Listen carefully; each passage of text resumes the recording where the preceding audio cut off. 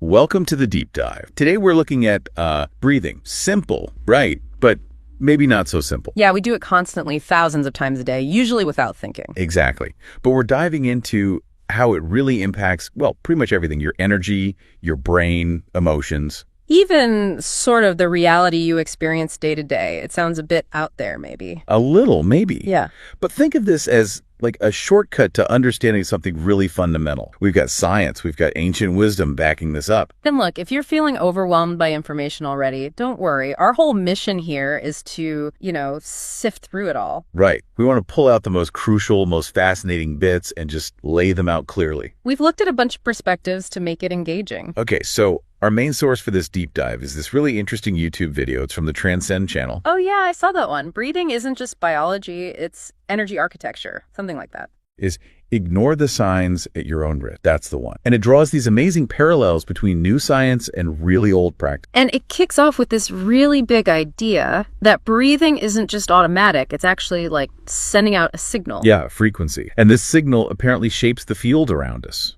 Which immediately makes you wonder, doesn't it? Totally. Could be how you feel, what you think, even the kinds of things you run into every day. Could that all be tied to how you're breathing? It's a wild thought. But let's explore that. Let's get into it. So the video uses this example of someone named Mary. And she had this very relatable thing, daily chest tightness, that kind of rushed, shallow breathing. Oh yeah, that feeling of always being slightly stressed, playing catch up. I think a lot of people know that feeling. Definitely. And the video argues that this type of breathing creates dissonant patterns. Dissonant pattern. Yeah. Like in your energy field. So the energy around you is what, out of tune because your breath is? Kind of like that, yeah. Like playing a jarring chord instead of a smooth melody. Okay, interesting.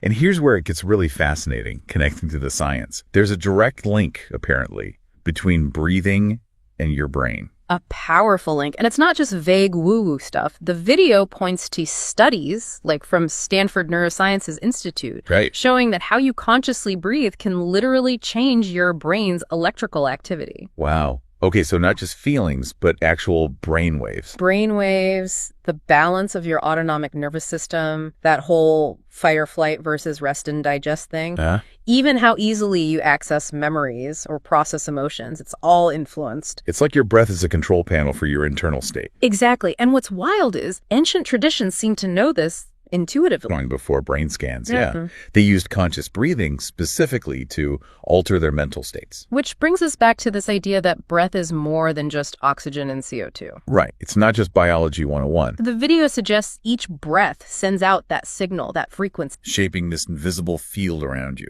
constantly. Yeah, a subtle interaction happening all the time. And they connect this to Dr. Stephen Porges' work, the polyvagal theory. Yes, which is huge in understanding emotional regulation. Okay, break that down a bit. How does polyvagal theory fit with breathing? Well, the theory explains how our nervous system scans for safety or danger, and breathing patterns are a key input.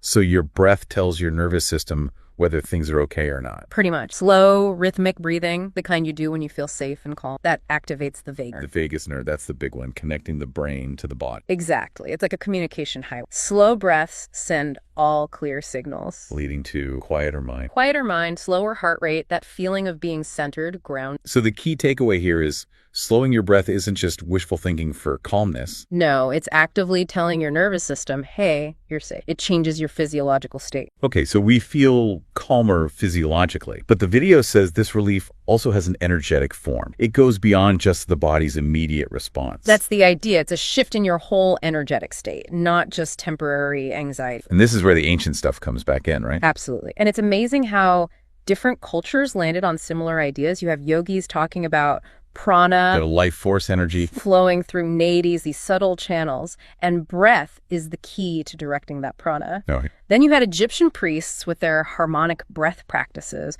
trying to align with cosmic energy. Harmonic breath, aligning with the cosmos, big ideas. And the Hebrew Kabbalah talks about nama, the refined soul or breath connecting source. So across the board, these ancient traditions saw breath as more than just air. Much more. Like a living code, as the video puts it, something that interacts with something bigger. A living code, constantly shaping this invisible field around us through our breathing rhythm. And that brings us back to Mary. she started noticing these patterns. Right. The connection between her inner state and, well, what happened externally. Yeah, anxious days, shallow breath. Her thoughts would loop. She'd feel this heavy, dense energy. And disconnected from people, from the world. Exactly. But then on days, she deliberately slowed her breathing down. Things felt different. The world responded differently. That's what she observed, which lines up really well with the neuroscience of the autonomic loop. Okay, the autonomic loop, explain that one. So if you're constantly breathing in that shallow, rapid way, your nervous system stays on high alert. Fight or flight, basically. Stuck in on. Right.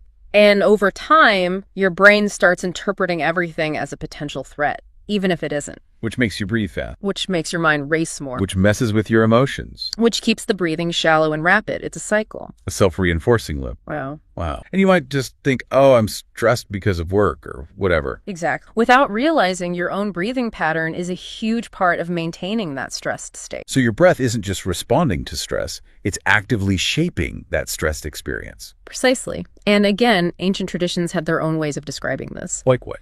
Taoism talked about a rupture of qi when things are out of balance internally. Ayurveda linked it to doshic imbalance. Okay. Sufism described it poetically, like the heart losing its melody when the breath is disconnected. Different words, but the same core idea. Seems like it.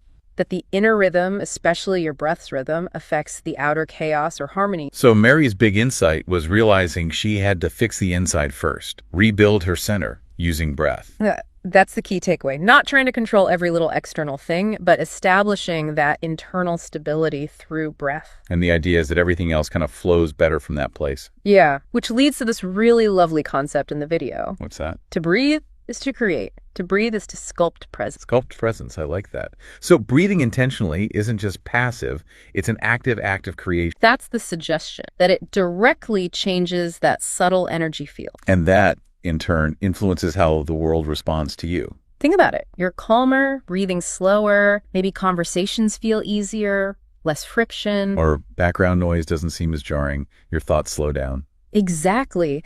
The video calls this the language of coherence, like you're creating this invisible geometry with your breath. Invisible geometry. Wow. And tuning into your breath is the starting point, the place you make contact to create that coherence. So it's not about forcing the outside world, but harmonizing the inside first. That seems to be the core message. And science is actually starting to, catch up with some of these ideas. It really seems that way. The video mentions cymatics. Oh yeah, where sound creates patterns in sand or water, those amazing geometric shapes. Exactly. It makes you wonder, right? Breath is moving air, it carries intention. Could it be shaping things subtly too? And they also mentioned Dr. Emoto's work with water crystals. Right, the idea that emotions or vibrations could change water's structure. And since we're mostly water... The implication is pretty profound, isn't it? That our breath, carrying our emotional state, might be impacting our own internal water. Okay, that's a mind bend. Then there's Rupert Sheldrake's theory, morphogenetic fields. Morphogenetic fields, yeah. The idea of invisible organizing fields for form and behavior. And these fields can be changed by repetition. That's the theory. So repetitive patterns, like how you breathe, could actually be reprogramming your underlying energetic pattern or field. Not just a temporary fix, but a lasting change. It suggests that possibility. And again, look at the ancient practice. Pranayama in yoga. It's not just chilling out. It's seen as actively organizing and directing prana, that life force. Okay. Egyptian Hermeticism supposedly used specific geometric breaths to open inner doorways. Geometric breaths. And the ancient Greeks had pneuma breath connecting body and soul. It all points back to breath being fundamental, a bridge. In Mary's experience, where the world seemed to respond differently when she breathed intentionally. It wasn't because she forced it, but because her own vibration shifted. That's how the video frames it, a reorganization from within. Then they brought in the HeartMath Institute research. Right, focusing on coherence. Which is when your breathing, heart rate, and brain waves all sync up. Exactly. And the really cool part is they measure this stuff. They measure the electromagnetic field the body emits. So this coherence has a measurable effect on your body's energy field. It's not just a metaphor. Apparently not. It's a measured phenomenon. Wow. And they suggest the geometry of your breath in that state positively impacts relationships, divisions, clarity. So intentional breathing is like writing on the invisible map of reality. That's a powerful way to put it, yeah. Which leads to psychophysiological coherence. Bit of a mouthful. Yeah. But it just means that state of harmony, heart, brain, nervous system, all working together smoothly. And this results in a bigger, more balanced personal energy field. according to HeartMath. That's their finding. And again, you see hints of this in the past. Like the Egyptian frequency chambers, using rhythmic breathing in special places to align body and spirit. Possibly. And the whole yogic mapping of nadis and pranayama technique. It's all about reintegrating with some kind of universal rhythm. That seems to be the goal. Finding that inner harmony that connects you to the larger pattern. And it's not just ancient history or specialized institutes. You mentioned modern neuroscience, too. Absolutely. Like Andrew Huberman's work, he talks about specific breathing patterns. Like the physiological sigh, the double inhale, long exhale. That's the one. And research shows it can rapidly lower cortisol, the stress hormone. Just by breathing that way. No belief required. Yep. It's a direct physiological mechanism. You just need to be present and do. That's really practical. Very practical. And it all circles back to Mary's experience in the video. Right. Her consistent, intentional breathing leading to this tangible shift. A shift in how the world felt and responded to her. Not magic, but this kind of living geometry taking shape through her breath. So wrapping this up, the big message for everyone listening is pretty empowering, actually. Incredibly empowering. Your breath, this thing you do constantly. It's not just keeping you alive. It's a tool, a powerful one, available right now. That you can consciously use to shape your reality from the inside out. And the best part, it's accessible. Totally.